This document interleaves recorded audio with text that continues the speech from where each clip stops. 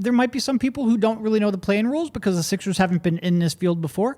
So the play-in basically determines the 7th and 8th seeds of the playoffs. It's for the 7th to 10th ranked teams. 7 and 8 play each other. The winner automatically becomes a 7th seed. The loser, 9 and 10 then play each other, and the winner of that goes on to play the loser of 7 and 8 for that 8th seed in the playoffs. The loser of the 9 and 10 game is disqualified from the playoffs. So basically, if you finish 7th or 8th, you just have to win one of the 2 games to make the playoffs. Against bad teams. Right, against bad teams, which doesn't...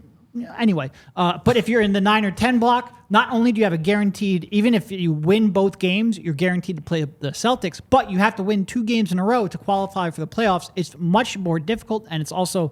the outcome of having to play Boston in the first round is much more devastating. You really want to make sure you end up in that 7 and 8 seed. But Kyle brought up the only way that Embiid's not coming back is if they don't make the top 10. Well, do you know who is 11th right now? Devon has a pretty intimate idea who it is. Brooklyn, right? Not a great team right now. Right. Newsflash. And they are currently 10 games up on the Brooklyn Nets in the standings. They are not missing the top 10 in the playoffs. Joel Embiid, unless there's a setback, is coming back. All right, so that leads me to add on to that, Kyle, throw it to you. Who should they be watching for then? Brooklyn is 11th, and they right now are 10 games back, as Derek just said, behind the 76ers. So with the, 20 games left on the season right now, who should they be paying attention to in that bottom part? If we're not focused on the top 6, who should be worried about right there between 7, 8, 9, 10, and maybe even 11? Well, I'll go a step further than Derek. You know who's in 10th? The Hawks, and Trae Young is out injured for a while. Like that's a team that basically is packed it in for the season. So and even that, like Chicago is currently 9th, and the Sixers are 5 games up on Chicago. Yeah. Like they're not. Oh, okay, I'm not going to go too far. It would be very unlikely for them to fall that far in the standings. Yeah. So like I think Chicago you have to at least look at based on where the Sixers are at. Now, Chicago, I always say this, and I will preface it with this statement.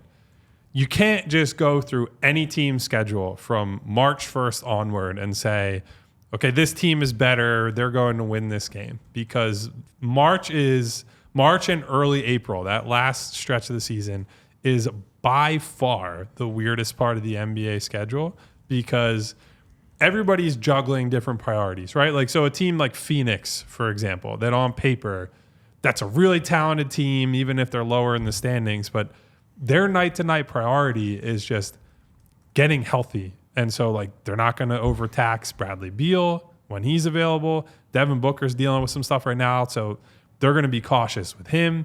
You really don't know what version of them you're getting every night. So if a team has Phoenix on the schedule, and the Sixers actually have to go out to Phoenix, I believe, on that West Coast road trip, that's not automatically like if they were whole for that game, if Joel Embiid was somehow ready by March 20th, I would take the Sixers on the road against that team based on several factors. But that's kind of the hard part of saying Chicago's got a reasonably hard schedule, but Boston might let a game slip against them, like the Clippers could let a game slip.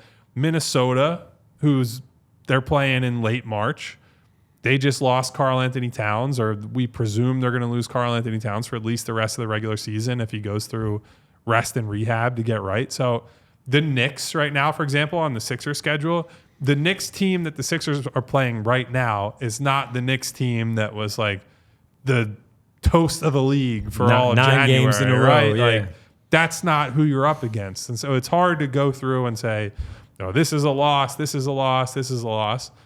The problem for the Sixers is that you could go to every game and be like, this is a potential loss. And so Chicago, you have to watch at 9. I would be pretty surprised, to Derek's point, if they're somehow able to overtake the Sixers with a 5-game cushion in the loss column. It really is just a matter to me of, do you stay in front of Indiana, who they're only a loss behind the Sixers right now?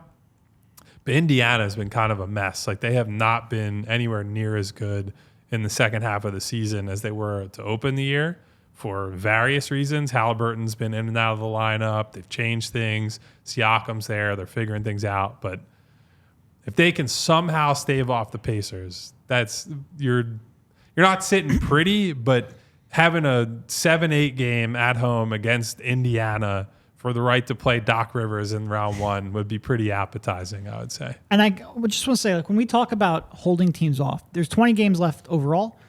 If we talk about Joel Embiid maybe returning back on April 1st, which would be a pretty conservative 7-week sort of timeline, you're only talking about 13 more games. Yeah. So when you're talking about like a team like Chicago making up 5 games over a 20-game span, you're hoping to get Embiid back for, let's say, 5 to 7 of those. You don't have to tread water. You just have to have some base level of pick up 3 of these 13, and you have a real solid chance of staying in the top 8. Man, look at that. But like people are bringing up like, hey, well, right now Brooklyn is a better team than the Sixers without Embiid and Maxey. Okay, but they're not making up 10 games. They don't get to play the 20 Sixers games every left. night. Yes. And also, there's only 20 games left in the season, probably only 13 or so of them left without Embiid. And I think that's why this conversation becomes a lot easier if we do get that Embiid update and we can say, all right, well, he's going to pick up basketball activities in a week, in 2 weeks, what have you. Yeah. We can have easier projections to make here, but right now with so much uncertainty, it just leads to a lot of doom and gloom. They should still keep a top 8 seed. Yeah, and look, Tyrese also helps. Right, Not having him in the concussion protocol protocol matters. You a game or 2 or 3 or 4, absolutely. And but thinking about the prospects of Indiana in a play-in situation, 7 and 8, after watching them, of course, when they played the Sixers, beating them twice already this season, twice out of the 3 times that they played, and running up and down the floor on the floor with them, that would be something. We saw them in the midseason tournament that they had, and how they played in that. Totally different time frame. Buddy Hield no longer on the team. Yes, Siakam is there, and so on when it comes to that basketball team. But that will be something to watch them potentially have to play Indiana up and down pace that we talk about in a play-in situation. We all silly like the mayor.